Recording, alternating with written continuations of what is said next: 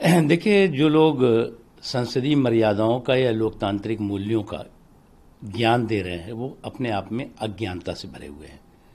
ये कौन सी संसदीय मर्यादा है कि आप संसद के अंदर उपद्रव और उद्दंडता के माध्यम से माइक तोड़ रहे हैं, आप रूल बुक को फाड़ करके और वहाँ पर तांडव कर रहे हैं, वाइस चेयरमैन साहब के साथ धक्का मुक्की करने की कोशिश कर रहे हैं।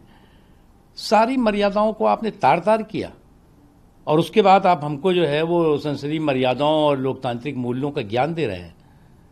दरअसल हुआ ये है कि इनको कांग्रेस पार्टी ने एंट्री गेट, उपद्रव का एंट्री गेट तो दिखा दिया, एग्जिट गेट बताया नहीं। अब वो उसमें उलझ करके रह गए, एंट्री गेट में घुस गए, एग्जिट गेट का पता नहीं है, और इसलिए अब उसको जो है वो जस्टिफाई करने की कोशिश की जा रही है कि साहब हमने बहुत अच्छा किया।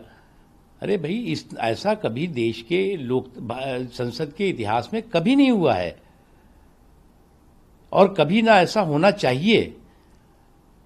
चोरी और सीनाजोरी कहेंगे कि जी हमने तो जो किया वो सही किया और सरकार माफी मांगे। क्यों माफी मांगे? सरकार ने तुमसे कहा था क्या कि तुम उपद्रव और उद्दंडता करो, अराजकता करो? सरकार ने कहा था क्या कि तुम संसद का माइक तोड़ो? सरकार ने कहा था क्या कि आप जो है वो रूल बुक को फाड़ करके और वाइस चेयरमैन के साथ साहब के साथ धक्का मुक्की करने की कोशिश करो, या एक दूसरे के कंधे पर बैठ करके और तांडव करो संसद के अंदर? आप संसद की मर्यादाओं को तार तार कर रहे हैं और उसके बाद आप उल्टी बात कर रहे हैं।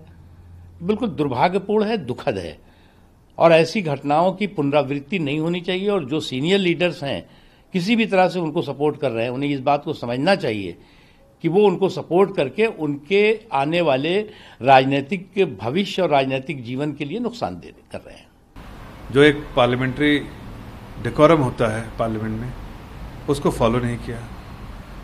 एक ट्रेडिशन है जिसको उन्होंने ख़त्म कर दिया कि कभी इस तरह की बातें नहीं होती थी कि रूल बुक को फाड़ा जाए, या डेप्यूटी स्पीकर को जिस तरह से उन्होंने अब्यूज़ किया, जिस तरह की शब्दावली का इस्तेमाल किया, वो बिल्कुल पहले ऐसा कभी नहीं हुआ था, अनप्रेसिडेंटेड था। उसके बावजूद ये कह रहे हैं कि वो बायकॉट करते हैं, तो देश और दुनिया दोनों देख रही है, जनता देख रही है कि उनका कॉन्डक्ट भी सही नहीं था। जबकि आप देखिए डिप्टी स्पीकर का कितना बड़ा दिल है। पहले तो उन्होंने हाउस में बार बार ये कहा कि आप अपनी जगह बैठिए, आपको जो बातें कहनी है अपनी जगह बैठ के कहिए और हम उसके लिए पूरा आपको मौका देंगे। लेकिन वो अपनी जगह बैठने के बजाय वो वेल में जिस तरह से प्रदर्शन किया वो बिल्कुल गलत था, अनएक्सेप्टेबल है, और पार्लियामेंट्री डेकोरम और डेमोक्रेसी के लिए बिल्कुल के हिसाब से जितनी भी निंदा की जाए कम है। और उसके बावजूद हर्षवर्धन जी जो डेप्यूटी स्पीकर हैं, वो उन लोगों को जो बाहर बैठे थे, 8 जो सस्पेंडेड एमपीज थे, उनको जाकर चाय पिलाई सुबह में। और ये एक कॉन्डक्ट है और एक उनका कॉन्डक्ट है। देखिए, खुद अपने आप में दिखता है कि दोनों किस तरह के चीज़ें जो है पेश कर रहे थे दुनिया के और देश के लोगों के सामने। संसद से सड़क तक कांग्रेस ले जाकर देश में धरने प्रदर्शन करने की बात कर रही है, अभी इसमें वो किसान बिल को लेकर। देखिए, ये पूरा बिल जो है वो जानते हैं कि किसानों के फ़ायदे के लिए, किसानों को जो अब तक जिस तरह की फ्लेक्सिबिलिटी नहीं मिली थी वो आज मिलेगी कि अपने मन चाहे दाम में वो बेच सकते हैं। और इसके लिए सरकार बिल्कुल कमिटेड है कि किसानों की आमदनी बढ़ानी है। और पिछले आप देखिए उनके कार्यकाल में स्वामीनाथन कमेटी की रिपोर्ट आई थी। अगर वो वाकई किसानों के गुणगान गाते हैं तो स्वामीनाथन कमेटी की रिपोर्ट को इम्प्लीमेंट करना चाहिए थे, लेकिन उन पर गलत पड़ता रहा, उस पर डस्ट लगता रहा, लेकिन कभी उन्होंने पलट के देखा नहीं उस रिपोर्ट के बारे में, और आज उसकी चर्चा करते हैं LOP floor of the house में। मैं तो कहता हूँ कि आप 2014 के बाद अगर देखिए तो माननीय प्रधानमंत्री जी ने बार बार कोशिश की है कि इनकी आमदनी बढ़े और किसानों की आमदनी बढ़े। और साथ साथ आप ये भी तो देखिए किस लीडर ने आज तक कोशिश की हो कि उनके खाते में डायरेक्ट बैंक अकाउंट में पैसा ट्रांसफ़र करे।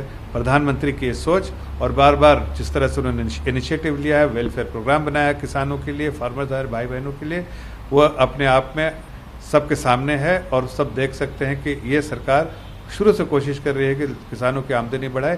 कांग्रेस पार्टी जितना भी किसानों को मिसलीड करने की कोशिश है वो असफल रहेंगे, इसलिए कि हमारे किसान भाई बहन जानते हैं कि मोदी जी और मोदी जी की सरकार जो पिछले 6 सालों में उनकी आमदनी बढ़ाई है और आगे भी आमदनी बढ़ाने के साथ साथ जो इंफ्रास्ट्रक्चर जो उनको चाहिए वो सारे इंफ्रास्ट्रक्चर दे रहे हैं। आप देखिए ना, बिचौलिया बीच में रहता है, 2 रुपये 3 रुपये में या आलू प्याज बेचते हैं और बिचौलिया जाके वो 40 रुपये में बेचता है। क्या ये कांग्रेस को दिखता नहीं कि बिचौलिया, हाँ हो सकता है बिचौलिया, कांग्रेस पार्टी बिचौलिया हर चीज़ में रखती है, इसलिए यहाँ भी बिचौलिया रखना चाहती है, लेकिन हम बिचौलियों को बिल्कुल हटा देंगे रास्ते से, किसानों की आमदनी बढ़ाएंगे और हम किसानों के वेलफेयर के लिए काम करेंगे। मोदी जी का बिल्कुल जो कमिटमेंट है वो बार बार उसको इम्प्लीमेंट कर रहे हैं, डिलीवर कर रहे हैं और आगे भी डिलीवर करते रहेंगे। क्या आप पर भी बरपा है जालसाजी का कहर? सपने टूटे आपके, न घर के न घाट के।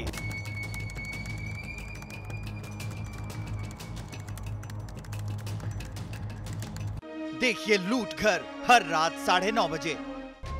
फिक्र आपकी,